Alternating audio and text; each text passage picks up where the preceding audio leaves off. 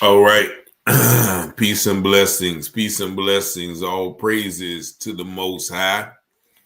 And tonight we're just going to do a little live real quick to talk about this issue that has went viral. And if you haven't seen it, that is the beating of our brother William Mcneil Jr.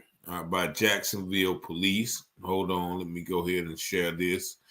And if you are new to the channel, just let me know where you're coming from. Appreciate everybody for watching, liking, sharing, and subscribing. I just want to touch on this issue. A lot of people have been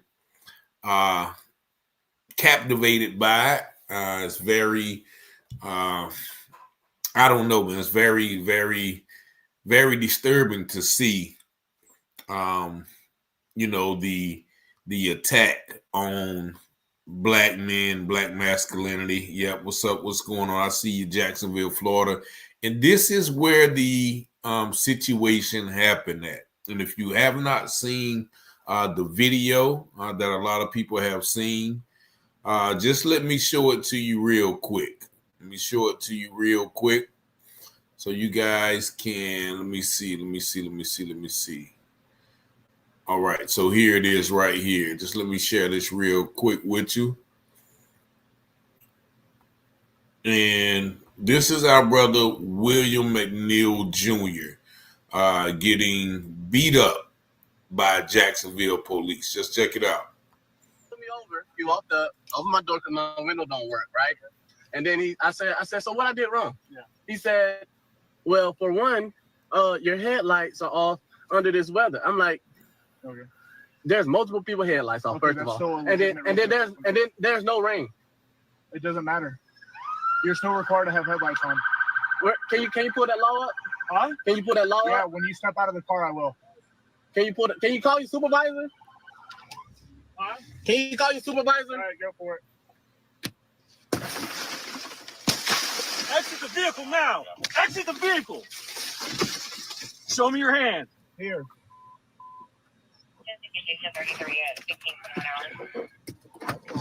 I'm here. What is your reason, sir?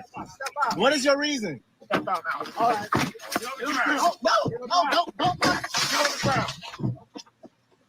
Fight. Put your hands behind your back. Put your hands behind your back. Hands behind your back. You. I was putting my hands behind my back. I was doing Ain't no talking now, man. Ain't no talking. Bro, I was doing it, bro. What's going on, man? You're under arrest. That's what's going on. No, bro. Yes, bro. You have a local reason, Big bro. knife center in here, too. You gonna throw me blowing like that, bro? Yeah, I'm gonna take it off now, man. Bro. All right, okay. So I'm gonna stop sharing it right there. A lot of people have seen the video.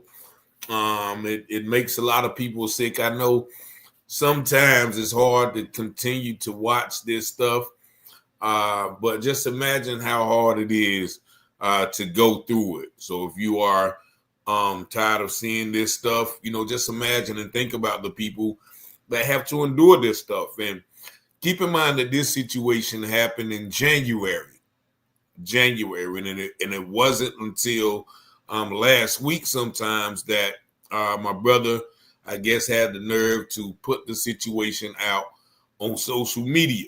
And it was only then and only then, that the Jacksonville Sheriff Department and Sheriff TK Coon Waters was able to defend the officer's actions. And I'm going to play his narrative of the events because, he somehow feels that the officers were justified. He said that nothing that they did was deemed criminal, and it was in line with the policy that they did. Now, a lot of things about that, and you're going to hear people asking questions about it. I'm going to pay his question and answer session, but a lot of people was asking questions about what was said in the police report, because when they put out the police report, when they didn't put a lot of those things that they did to him in the police report. The sheriff admitted, said, look, you know, if I would have known this had happened, this would have gotten escalated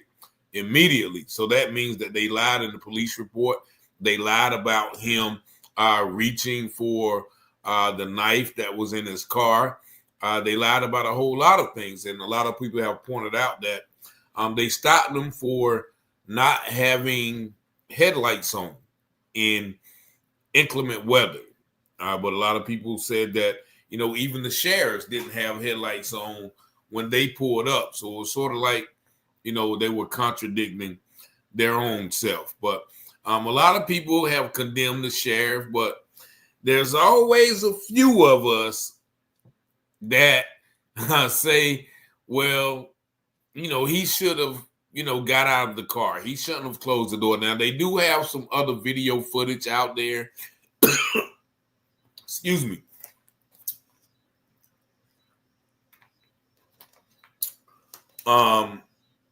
Excuse me. They do have some other video footage out there that shows the entire interaction where the young man was like, yo, what'd you pull me over for? What'd you pull me over for? Call your supervisor. Excuse me. And then he shuts the door and locks the door. At that point, you know, the guy was like, he's under arrest for resisting without violence. And then another person comes up where he is actually talking to him in a calm manner. And when he's talking to the other officer, he's explaining the situation. But then the other officer who eventually broke the window was like, yo, I'm just going to break the window, man. I'm going to break the window. And then so the other officer says, go for it. And that's when they break the window, punch the man in the face, snatch him out, punch him again, throw him on the ground. And the other video shows, the body camera shows him being beaten some more on the ground, you know. So, and what's most disheartening again is another brother in the video, you know, joining in, you know, not giving the brother his just due, not stopping the officers from beating him. Because I just did a video, and you will see it tomorrow or the next day, about a white kid in Florida. You probably have already seen it, where this officer had yoked the white kid up, pushed his face against the car, slammed him on the ground, and the other officers told that officer, say, look, get your hand off his neck. You know, the other officers protected the kid. And so it is, yeah, and I believe you, they are targeting black people over minor traffic stops. But, you know, to see those officers protect that white kid, let me know that it is definitely a difference of why or how they handle black people and white people when it comes to these situations. But, you know, once again, most disturbing, and I'm going to put the sheriff on blast real quick, because you see, if you have not seen him answer the questions, I'm going to play that because he's answering the questions. You can tell they have another angle where the guy that you're going to first hear is a black reporter, and he's pressing the sheriff, but you're going to hear the sheriff kind of deflect all the questions about the man being punched, and he's going to go over and around his thumb, around everything, but acknowledge that the punch was wrong. And yet whiteness is definitely always handled with care. But just take a listen to Sheriff Uncle Ruckus Waters and his answer to the questions where you know, the guy's pressing him.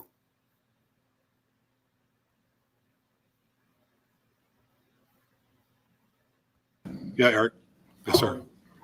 I know that he was charged with resisting arrest without violence. Yep. But there was, when I go back and look at the other video from the cell phone video, yeah, I can understand the officer punching the window out. But what I don't understand is, and I know you said that this was not ruled criminal, sucker punching the guy in the jaw. First of all, let me stop you. Not a sucker punch. I'm not excusing that administratively. I'm going to say that to you one more time. I'm not excusing that administratively. There are things that we definitely need to look at, but the context of this video should tell you everything you need to know. Well, again, I take it. It looks like it's a sucker punch because he's looking straight and you see this. Right. Okay, and then you see them pull him out, and then you see a couple of punches to the face. Now, again, I understand breaking the window, but they charged him with resisting arrest without violence. So I saw a lot of violence. I think the public saw a lot of violence against somebody that was not violent. Well, first of all, Eric, don't try to talk the public into what they saw. They just saw the same videos you saw. See, he's moving the goalposts. First, he said it wasn't a sucker punch. Whether it was a sucker punch or not, it was still a punch. Now he's redirecting. Hey, don't tell the public what they saw. Look, it doesn't matter whether the public agrees with him or not. You know, he still fails to address the punch. So what we're doing, what I'm saying is that it is what it is. This is the information that I wanted to share with the public in context without a short clip. It's very important to do that because it provides a lot of information to the public. And you brought up it's important. Let me finish. It's important for the people to know that you're not allowed to resist a police officer when he's doing his lawful duties. It's been dealt with in several different times. You don't resist when you're doing your lawful duties. You don't deserve to get violated, but you deserve to get what's necessary to get you under control and get you and take you into custody. Sheriff, So I'll leave there. I'll go with. Go ahead. One of the discrepancies people were seeing between the police report and what we saw in the video.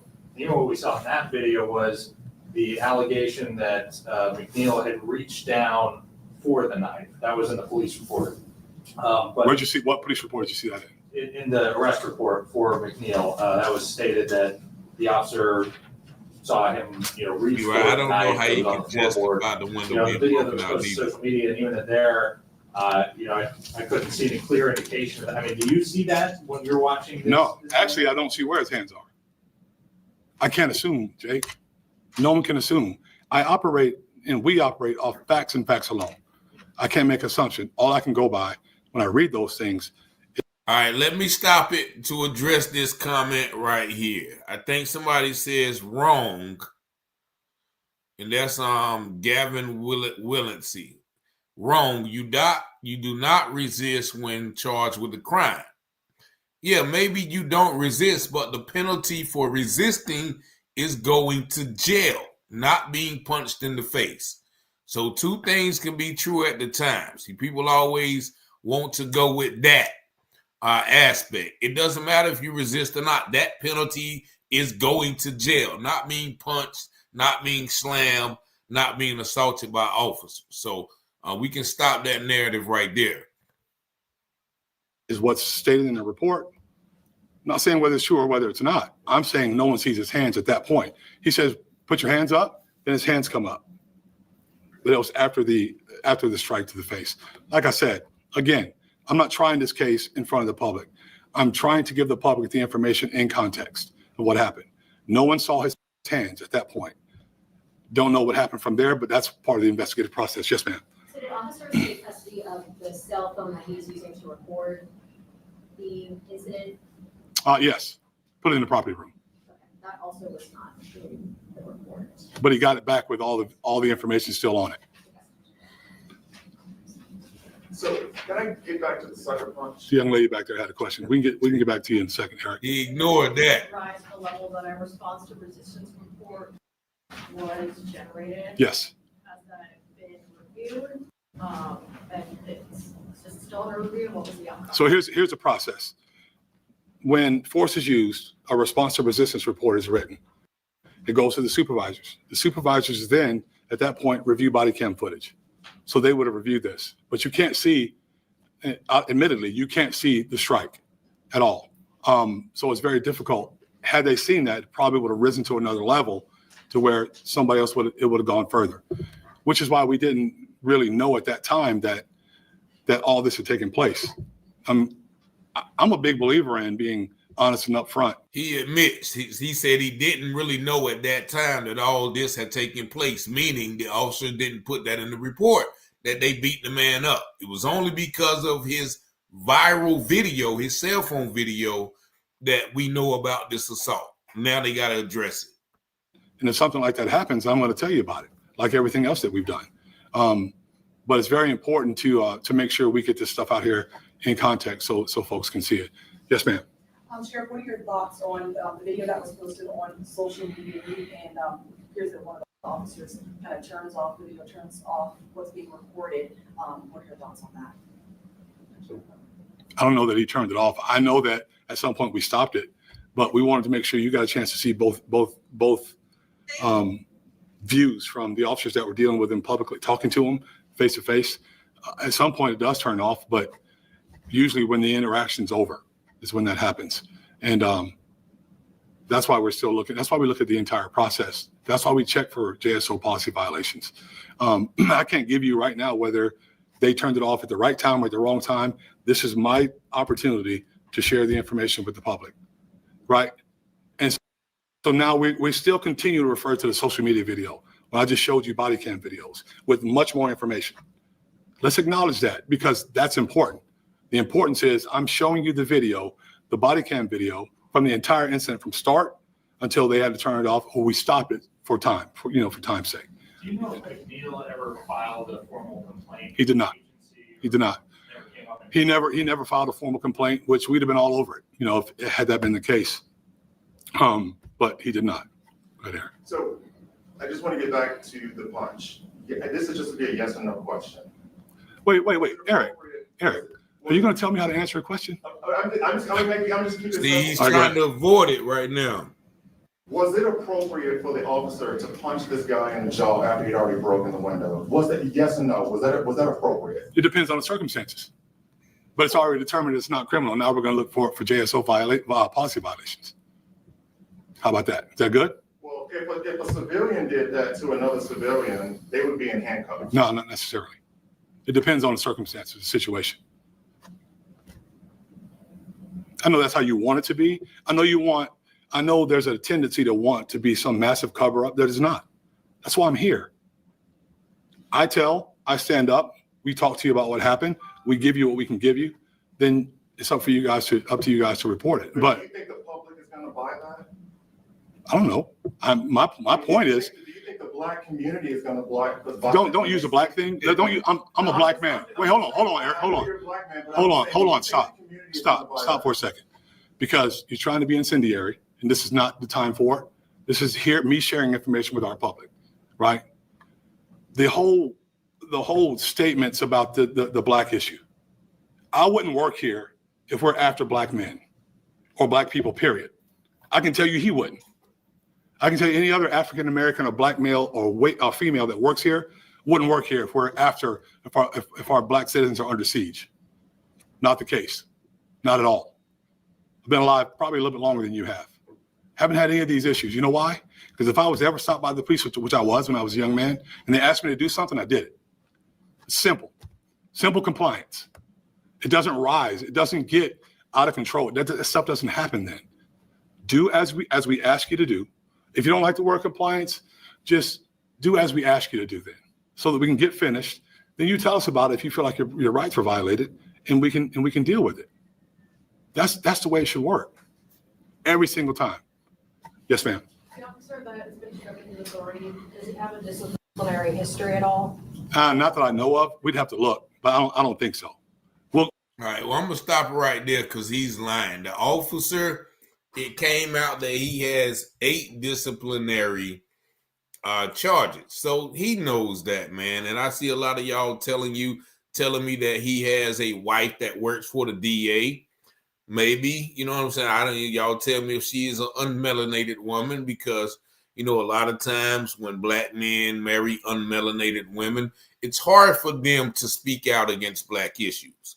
And he's deflecting, he's tap dancing all around. Well, if it was, I wouldn't be working here. There's been several incidents within the past year.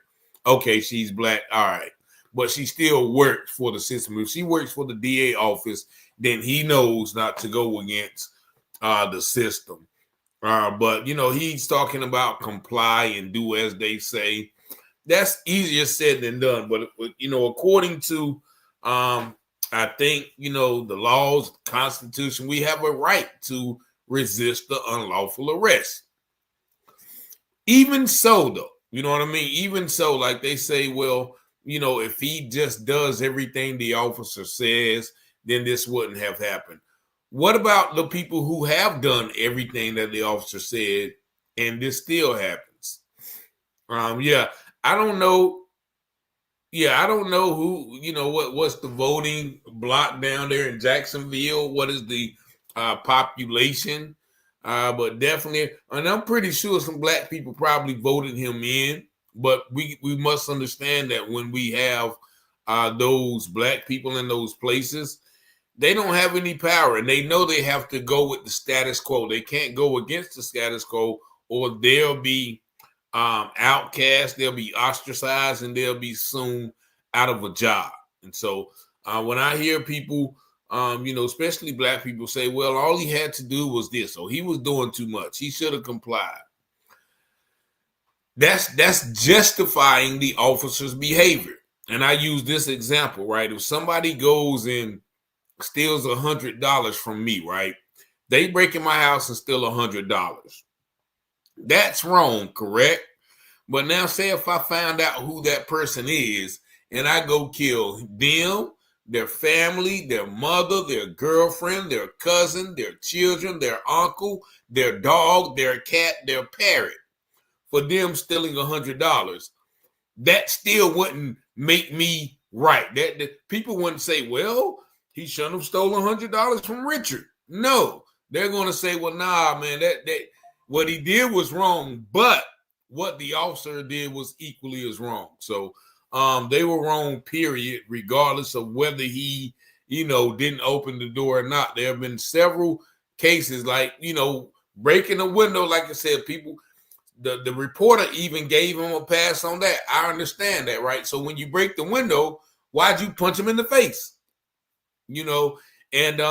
Black people need to start protecting ourselves. I don't know if you guys saw the video yesterday with our brother Andre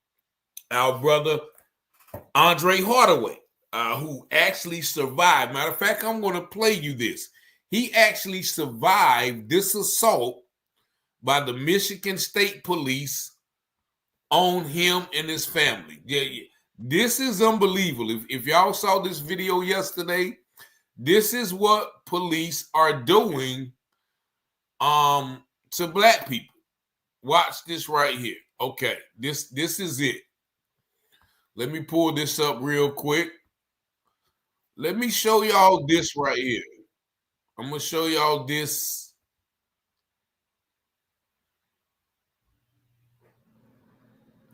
Incident, and my brother Andre Hardaway, he just got out of jail because he shot two of these cops that really came to end his life. Watch this right here.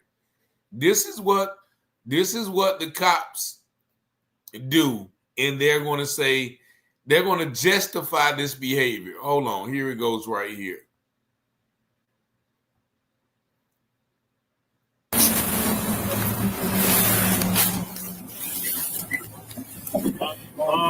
Turn it. Driver's side.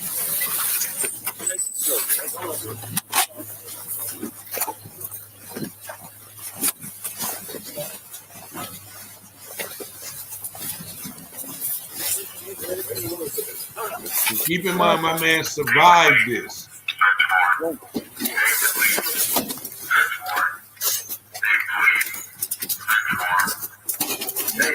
Say police search warrant! Say police search warrant! Second door, second door. Two doors. Coming up. What are you doing? Raise your hand. All right. What? You have the dog. Good job, buddy. What are you doing? Ma'am. Wait a minute. What are you doing? Why are you in my house? Why are you in my house? Let me see. Let me see your hands. Wait. Let me see your hands.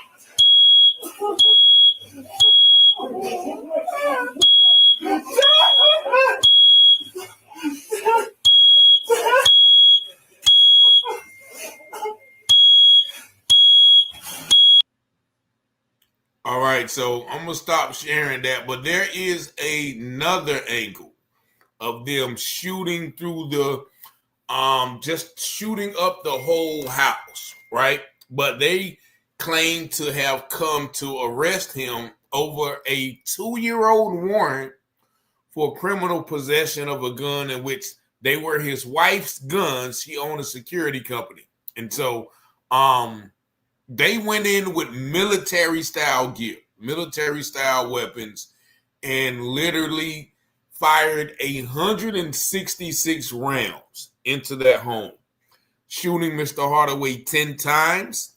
And he defended himself and held it down. That's why I played the video, because somebody said we need to start defending ourselves. He shot 2 of them. Okay, Chief Waters' wife is Robin, Director of Investigation, City of Jacksonville, Florida. Oh, she's the Director of Investigation, so definitely she's not going to find anything wrong with what police did. Yep, they had no legit warrant. And the brother survived. He defended himself. He shot 2 officers, but of course, you know what they charged him with? Some serious crime. Actually, he just got out of jail, maybe a month ago, off an $850,000 bond. And we're going to be sharing some more of his story and what led up to that. And the person responsible for his harassment and this whole entire ordeal for 6 months was a black man, a black police officer. Which he had moved into a white neighborhood, and the white neighbors were harassing him.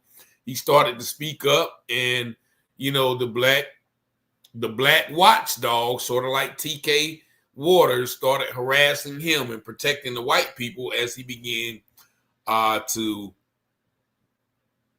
speak up for them. And then it led on to false charges, false harassment, or whatever the case may be. Yeah, the homeowner's wife is actually disabled. I didn't play the other angle where they're coming in the house, throwing her around, dragging her out of the apartment. Man, this is total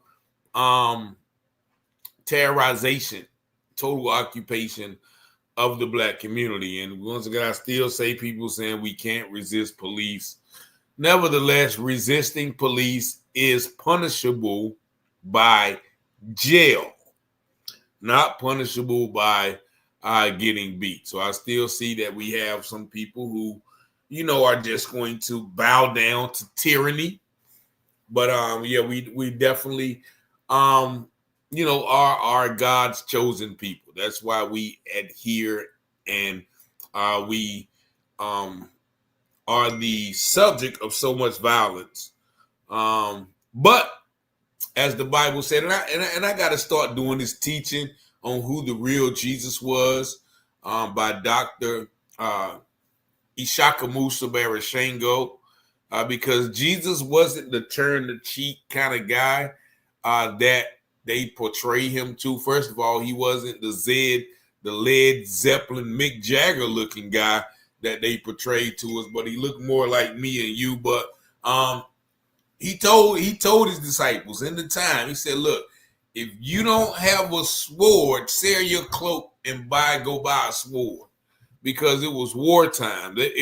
My brother, Dr. Jerry Grimes, who's a great scholar, he said that if you were compared to Jesus times, the biblical times when Jesus lived until now, it would have been like the 1960s. It was like many revolts. Many of the Israelites were rebelling against the Romans because, they felt that nobody should rule them except, one of their own or God, and it got bad when the Romans put an eagle on the top of the temple. And that's what really set off is, a lot of the rebellions. But it's deeper than what we have been taught as in regards to what we are we don't supposed to be turning the cheek to this. When they say turn the other cheek, they're talking about if your brother, meaning, your Hebrew brother, your the brother of your household does that, then, that's when you turn the other cheek. Or if your brother sins against you, then you, forgive them 7 times. But he's not talking about the sworn. And read the Maccabean Revolt. Yep, I haven't read that. I'm still waiting on my Ethiopian Bible in the mail. I left my other one at the airport one time, so I didn't get to read the Maccabean Revolt. But definitely, you will see 2 kinds of Negroes. Okay, yes, a lot of stuff in the Bible that tells us what's going on now. So. But we do have, and if you notice when the sheriff did this, and this is no knock on my Masonic brothers, I know a few of them, but he did this and showed his Masonic little ring right there. So there's a brotherhood there that goes beyond race, and so he may be a part of the brotherhood. Yeah, Christianity, and even the term Christian is not, something that started with Jesus. Clan enforcement. Stop calling the clan enforcement on your own black people, because they are killing us, and get it away with it. Yep, definitely. Yep. So we got to be careful. Yeah, and that's what I advise all people, if they have a relative who is experiencing something, please, you gotta let them chill out, let them cool off, get everybody out of the house, let them, go through their situation, because every time that I've seen police, come, well, not every time, but many times that we see police come in those situations, that there is an unhappy ending. So to speak. But I just wanted to review this situation real quick and see what people think about the situation.